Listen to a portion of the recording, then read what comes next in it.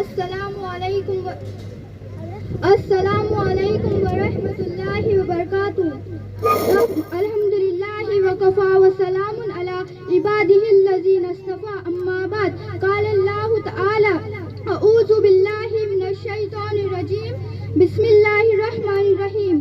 لقد من اللہ علی المؤمنین اذ بعث فیہم رسولا منہم یتلو علیہم آیاتہ ویزکیہم ویعلمہم الکتاب والحکمہ. صدق اللہ العظیم. کیوں نہ ہو ممتاز اسلام دنیا بھر کے دنوں میں، کیوں نہ ہو ممتاز اسلام دنیا بھر کے دنوں میں، وہاں مذہب کتابوں میں، یہاں قرآن سینوں میں.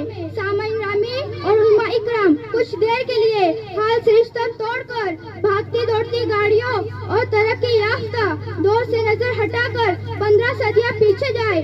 تاریخ کے صفات کھنگانے اور دیکھتے دنیا میں کیا تھا. ظلمت ہی ظلمت، اندھیرا ہی اندھیرا تھا، زور و جفا عام تھا، شراب نوشی تھی، جناکاری معجب نہ تھی، افراتفری تھی، ازتران تھا، بے چینی تھی، بدی کا راز تھا. کچھ کفر نے شعلے بھڑکائے، کچھ ظلم نے فتنے پھیلائے. سینوں میں عداوت جاگ اٹھی، انسان سے انسان ٹکرائے. پامال کیا برباد، کیا کمزوروں کو طاقت والوں نے ظلم و ستم حد سے گزرے. تشریف محمد صلی اللہ علیہ وسلم لے آئے. وہ رب جو فضا میں پار پیدا کرتا ہے، وہ رب جو ظلمت و شب کی بعد نوری شہر پیدا کرتا ہے، اسے اشرف المخلوقات پر رحم آ گیا تو اس نے محمد عربی صلی اللہ علیہ وسلم کو قرآن کی صورت میں انسانیت کا دستور دیا، ہدایت کا منشور دیا، راہ جنتی نور دیا. قرآن کی شہر بدل گئی، گاؤں بدل گئے، عقائد بدل لیے، منزل بدل ڈالی، معاشرت بدل ڈالی، سخاوت بدل ڈالی، شجاعت بدل ڈالی. جاہل بدل ڈالو، باطن بدل ڈالا، انسان بدل ڈالا. ڈاکو اور لٹیرے معصوم ہمدرد بن گئے، جاہل و ستمگر عادل ہمدرد انسان بن گئے. جو ذرا تھا وہ گوہر بن گیا، قطرہ تھا دریا بن گیا، پیاسا تھا ساغا بن گیا، لوہا تھا پارس بن گیا، برا تھا نیک بن گیا.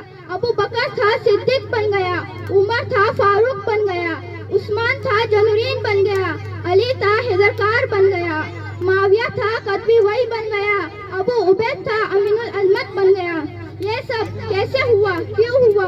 میں عرض کریے اللہ کے نبی صلی اللہ علیہ وسلم کی محنت سے بچا ہوا. یہ قرآن پڑھنے، اس پر عمل کرنے اور سمجھنے سے بچا ہوا ہے.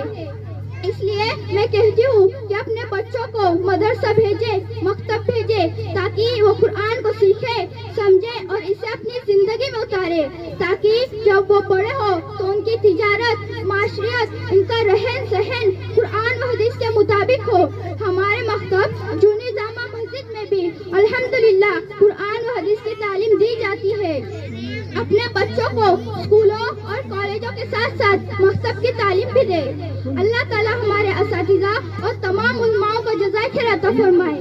وہ ام مسلمہ کے بچوں اور بڑوں کی فکر میں دن رات لگے ہیں.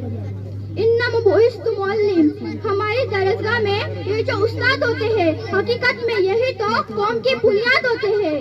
سنیں، رودات ہم جب بھی کسی کامیابی کی ہر ایک رودات میں یہی مرکز رودات ہوتے ہیں، یہی رکھتے ہیں شہر اسلام کی ہر راہ. قرآن ہمیں منزل پر پہنچا کر کتنا شاد ہوتے ہیں.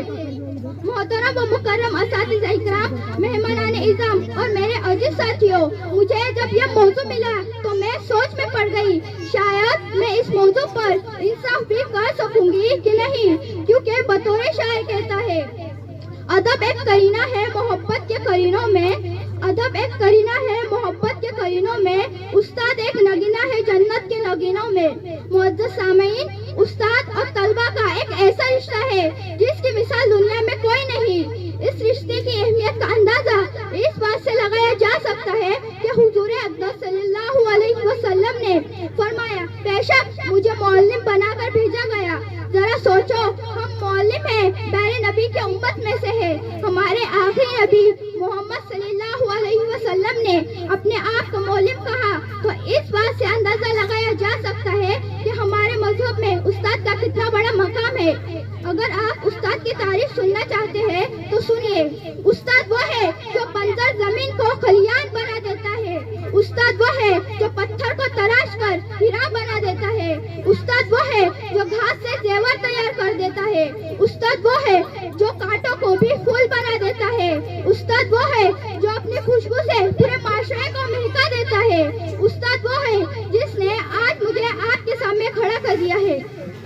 عزیزان گرامی، امام غزالی رحمۃ اللہ علیہ نے استاد کے بارے میں فرمایا، میرے حقیقی باپ آسمان سے دنیا کے اندر لایا، لیکن میرے روحانی باپ استاد وہ جس نے مجھے زمین سے لے کر آسمان تک پہنچایا۔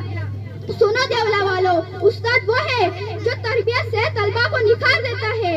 سارے صدی علی وقار حضور صلی اللہ علیہ وسلم نے اپنے آپ کو معلم بنا کر استاد کے مقام کو سب سے اعلیٰ بنا دیا ہے، بلکہ میرا تو یہ دعویٰ ہے، پھولوں کو مہکنے کی ضرورت ہوتی ہے، چاند کو دمک کی، سورج کو چمکنے کی، روح کو جسم کی، اس طرح معاشرے کو استاد کی ضرورت ہوتی ہے۔ دوستو، ہمیں چاہیے ہم اپنے اساتذہ کی عزت کریں، ان کی قدر کریں، ادب کریں، کیونکہ استاد ہی وہ خالص مخلص مربی ہے جو طلبہ کو مستقبل کی اچھی سوچ رکھ کر اسے کامیاب بنا دیتا ہے۔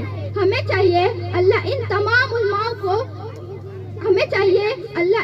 علماؤں کی عمر دراز کرے۔ استاد کی عزت کو ترازو میں نہ تولو، استاد کی عزت کو ترازو میں نہ تولو، استاد تو انمول ہوتے ہیں۔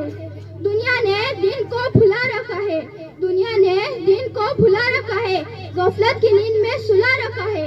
اس دور میں خوش نصیب